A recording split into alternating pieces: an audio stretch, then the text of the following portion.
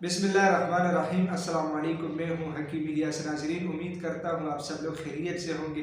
ناظرین، آج کا جو ہمارا ٹاپک ہے، تھمبنیل پہ آپ لوگوں نے آلریڈی دیکھ لیا کہ لمبا سجدہ کرنے سے جسم کے اندر کیا کیا تبدیلیاں آتی ہیں اور اس کی کیا کیا فوائد ہے، اس کے اوپر ہم بات کرتے ہیں۔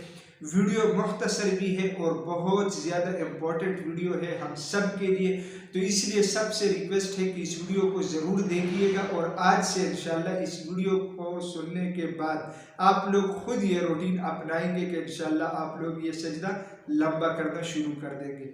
سب سے پہلے تو ہماری روٹین کیا ہے، جب ہم نماز پڑھتے ہیں ایک تو ہم جلدی جلدی پڑھ کے جو ہے نا اپنی جان چھڑاتے ہیں۔ اس کے علاوہ جب ہم سجدے میں جاتے ہیں تو سبحان ربی الاعلیٰ، سبحان ربی الاعلیٰ، سبحان ربی الاعلیٰ، ہمیں خود بھی پتہ نہیں چلتا کہ بھئی ہم کیا کہہ رہے ہیں، ٹھیک ہے؟ تو سب سے پہلے تو آرام سے کہنا چاہیے، یعنی آپ لوگوں کو اگر لمبا سجدہ کرنا ہے، دیکھیں 3 بار تو سبحان ربی الاعلیٰ یہ سجدہ میں لازم پڑھنا چاہیے۔ اس سے کم اگر بندہ پڑھے تو نماز ہوتا ہی نہیں، ٹھیک ہے؟ زیادہ آپ لوگ 100 بار بھی پڑھ سکتے ہیں۔ تو آپ لوگوں کو چاہیے کہ اس روٹین سے آپ لوگ اپنا جو سجدہ ہے وہ لمبا کر سکتے ہیں، کہ آپ لوگوں نے اس ترتیب سے پڑھنا ہے کہ سبحان ربی الاعلیٰ، سبحان ربی الاعلیٰ، سبحان ربی الاعلیٰ، یہ کم از کم 5 6 7 دفعہ 10 دفعہ آپ لوگوں نے پورا کرنا ہے۔ اس ترتیب سے انشاءاللہ آپ لوگوں کا سجدہ بھی لمبا ہو جائے گا۔ اور اس کے اب آتے ہیں کہ فائدے کیا کیا ملیں گے آپ کو۔ ایک تو نماز سے ہی ہوگی انشاءاللہ، ٹھیک ہے؟ نماز میں بھی مطلب لطف آئے گی، مزہ آئے گا، ٹھیک ہے؟ اور قبولیت کے چانسز بھی بہت زیادہ ہو جائیں گے۔ دوسری بات یہ ہے کہ صحت کے اوپر اس کے کیا کیا اثرات ہیں اور اس کے کیا کیا فائدے ہیں۔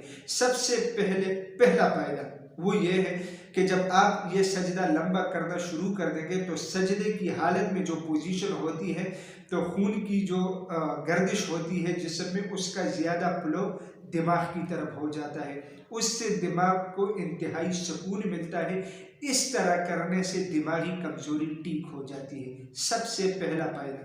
دوسرا فائدہ، جو لوگ ٹینشن ڈپریشن کا شکار ہے، اگر وہ اس ترتیب کو اپنا لے، ٹھیک ہے، تو میں گارنٹی کے ساتھ کہتا ہوں کہ انشاءاللہ چند دنوں کے اندر ٹینشن اور ڈپریشن کا مسئلہ مکمل طور پہ ٹھیک ہو جائے گا۔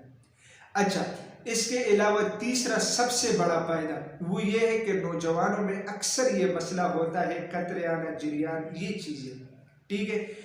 وضو صحیح طرح خشک نہیں ہونا، مطلب جب پیشاب کرتے ہیں بندہ تو مطلب وہ صحیح طرح خشک نہیں ہوتا، کچھ قطرے رہ جاتے ہیں پھر وہ گرتے ہیں، ٹھیک ہے؟ تو اس طرح کرنے سے، یعنی لمبا سجدہ کرنے سے مرضی جریان بھی ختم ہو جاتی ہے۔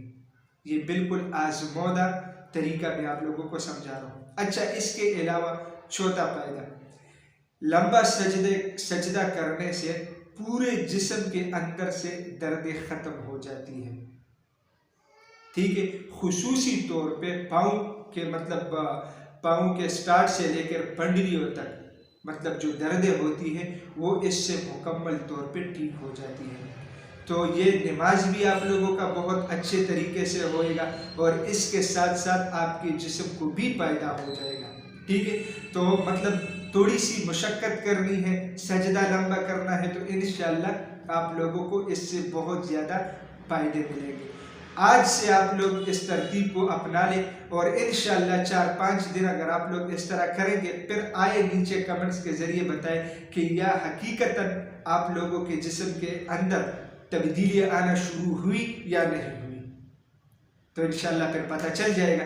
تو ناظرین، میں امید کرتا ہوں آج کی یہ ویڈیو آپ لوگوں کو پسند آئی ہوگی۔ اگر یہ ویڈیو آپ لوگوں کو پسند آئی ہے تو اسے اپنے دوستوں کے ساتھ زیادہ سے زیادہ شیئر کریں اور اسی چینل کو بھی ضرور سبسکرائب کیجئے گا، کیونکہ اسی چینل پہ آپ لوگوں کو ہیلتھ کے حوالے سے مختلف ٹاپکس کے اوپر ویڈیوز ملتی ہے۔ تو انشاءاللہ ملیں گے نیکسٹ ٹائم ایک نئے ٹاپک کے ساتھ، تب تک کے لیے مجھے اجازت دیجیے گا۔